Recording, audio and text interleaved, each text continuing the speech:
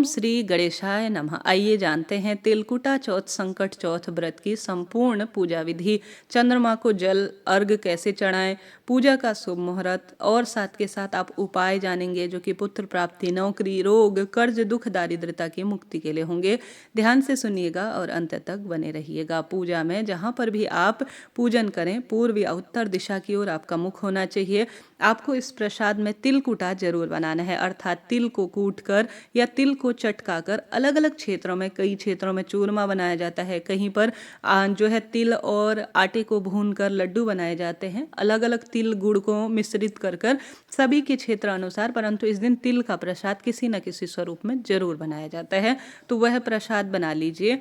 आप सभी को एक स्थान पर गणेश जी को इस तरह से विराजित करना है। गणेश जी की मूर्ति प्रतिमा नहीं है तो महादेव के साथ गणेश जी जरूर होंगे किसी फोटो में, नहीं तो सुपारी के गणेश जी आप बना सकते हैं। आपने देखा होगा मैंने दीप प्रज्वलित कर लिया, चाहे तो तिल के तेल का, चाहे तो घी का आप दीपक लगा लीजिए।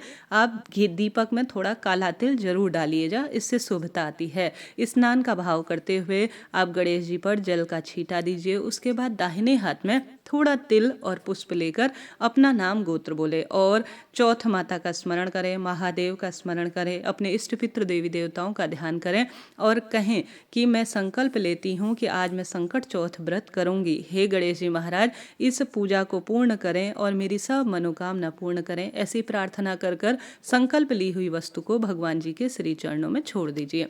अब आप सभी को गणेश जी को चंदन लगाना है, अक्षत लगाना है, वस्त्र रूपी कलावा समर्पित करना है।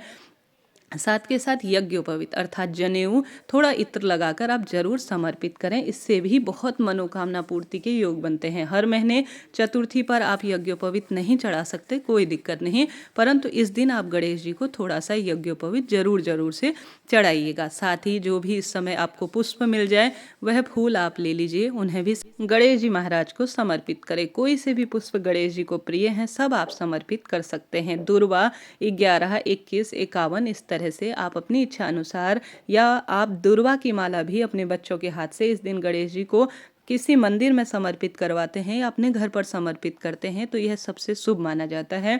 हमने कलश स्थापना नहीं की है तो कोई दिक्कत नहीं। एक जल का लोटा लीजिए, उसमें काले तिल डालें और उस लोटे में आप स्वास्तिक बना सकते हैं या आप चंदन की या रोली की टिक्की लगाकर काला तिल रखें और इसी से आप चंद्र देवता और सूर्य भगवान को जल चढ़ाइएगा। ठीक है, यह सबसे सुंदर और श्रेष्ठ माना जाता है। इस पूजा में काले तिल का, गेहूं का बहुत महत्व है तो उनका ज़्यादा से ज़्यादा प्रयोग करें। आप इस दिन जो है 4 तरह के फल, क्योंकि चतुर्थी है, या 4 तरह के जो केले होते हैं वह 4 की संख्या में या 4 तरह के फल समर्पित करें।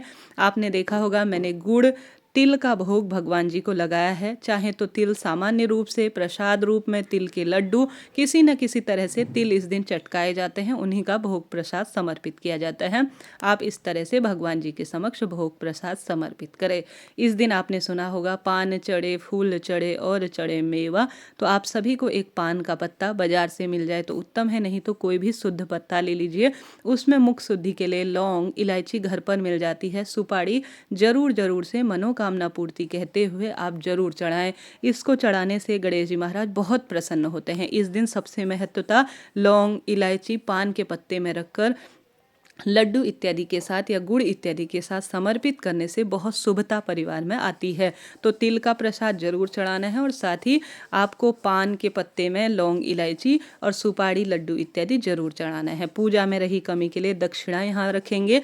साथ के साथ आप सब जानते होंगे इस दिन दान किया जाता है। देखिए माघ का महीना है, दान करना बहुत शुभ होता है। हालांकि कई लोग हर साल बायना नहीं निकालते हैं, परंतु 1-2 बार जब प्रथम द्वितीय बार अगर आप व्रत शुरू करते हैं तो बायना निकालिएगा, अर्थात दान देने के लिए जरूर निकालें। वैसे भी दान देना शुभ ही है, तो कोरी एक साड़ी या ब्लाउज पीस, सुहाग सामग्री, कुछ पैसे यहाँ पर आप रखें। चौथ माता के निमित्त बाद में इन्हें दान कर दीजिएगा। पंडिताइन को, अपनी नंद को, अपनी सास को आप बायने के रूप में दे सकते हैं। अब अपने दाहिने हाथ में थोड़ा सा हम तिल लेंगे और गणेश जी महाराज की कथा हम पूरी सुनेंगे, ठीक है।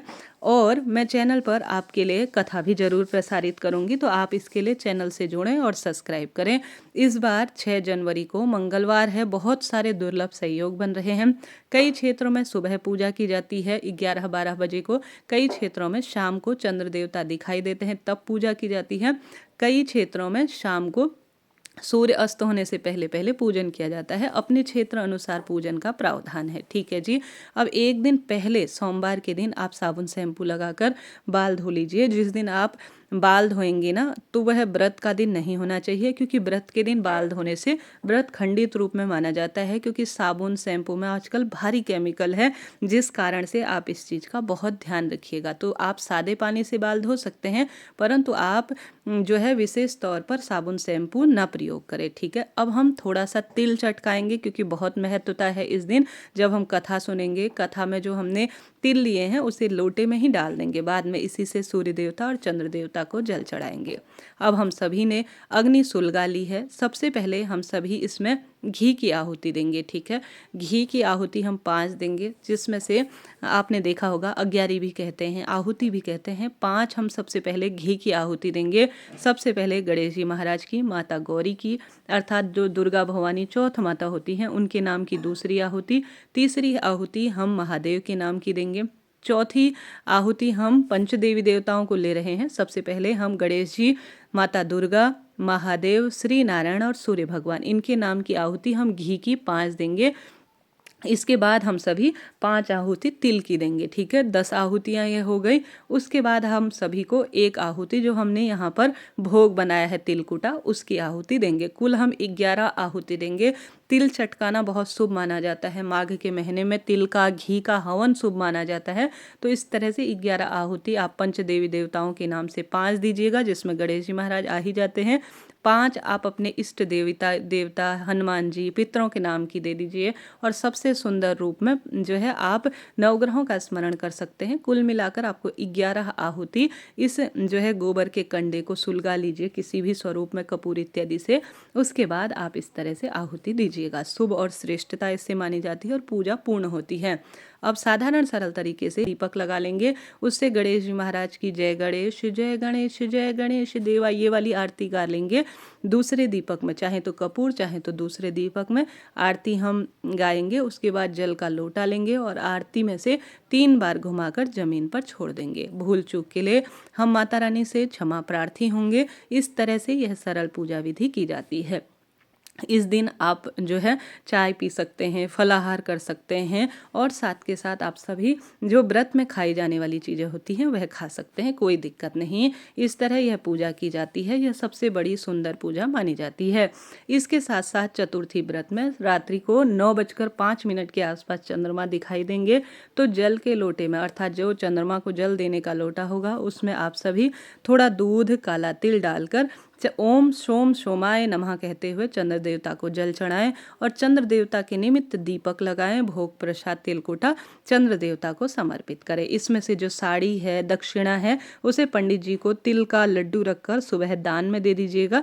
यह घर पर सास को या नंद को भी दे सकते हैं।